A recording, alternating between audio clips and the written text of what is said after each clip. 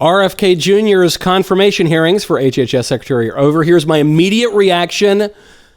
I'm feeling good. I thought Kennedy, with one exception, which we'll get into on the show tomorrow, I thought he performed very, very well.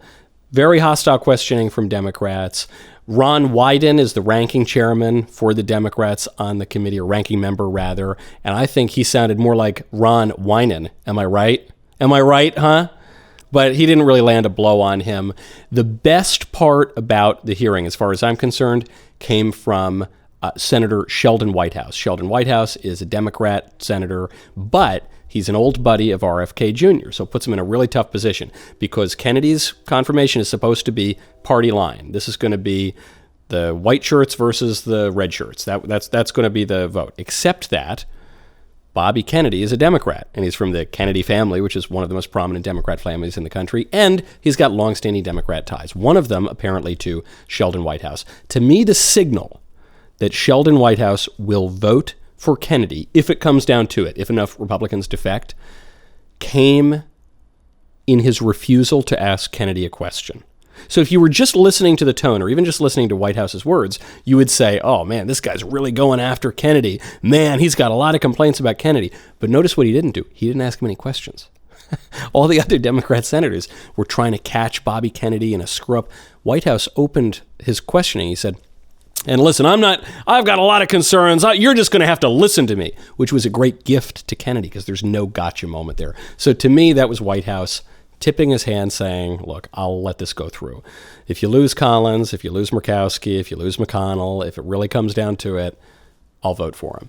The most ridiculous part of the hearing was this woman, what's her name, Tina something, some senatrix that no one had ever heard of, and she went after Bobby Kennedy because Kennedy was criticizing SSRIs on some podcast or in some paper or sometime years ago. He pointed out that he's got members of his family who are on SSRIs, there's mental illness in the Kennedy family, and he said there's some real questions about it. I mean, now it's, 1 in 5 American women or on SSRIs, and they've got all of these negative side effects, and it's just, I don't know, there are a lot of questions about it. So this woman goes out there, she says, in this unhinged rant, screeching, screaming, not seeming like the most stable person, she said, and I've been on SSRIs, and I'm the proof that SSRIs work. I think that undercut her argument. Okay, just judging by her line of questioning, I would probably ban SSRIs from ever being used anywhere in the country. Otherwise, you had softball questions from the Republicans. We were waiting to see if any Republicans were going to tip their hand that maybe they weren't going to vote for Kennedy. It all went perfectly fine.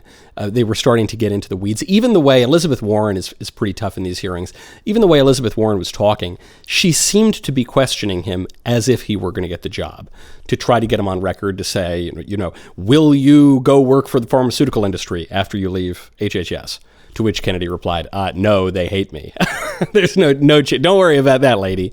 And she was trying to nail him on some other things, but it was as if it were already a fait accompli that Kennedy were going to get the job. So I felt fairly confident going into the hearing that Kennedy would be approved, especially after Pete Hegseth sailed through. Hegseth was really the canary in the coal mine for the controversial nominees.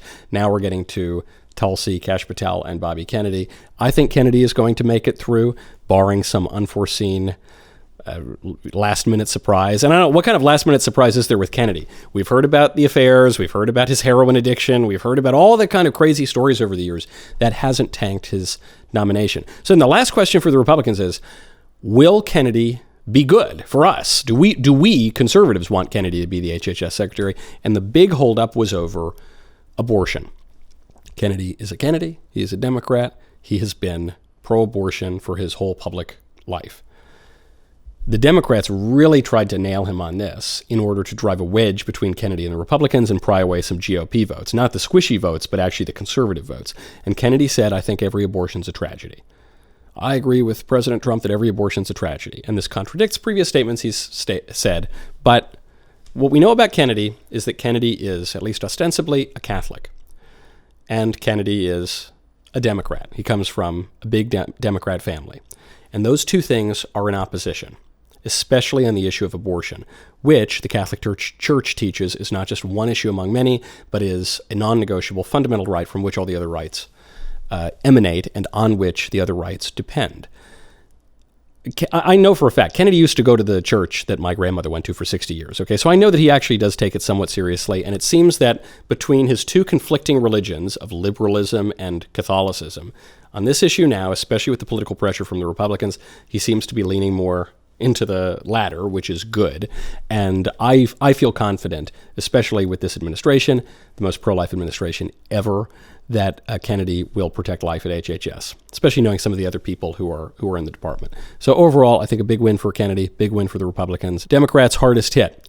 We will go into the specific moments and what this means, and the one big mistake Bobby Kennedy made during the hearings tomorrow on the Michael Knowles Show, 8:30 a.m. Central, Daily Wire Plus, and you can get it afterward here on YouTube.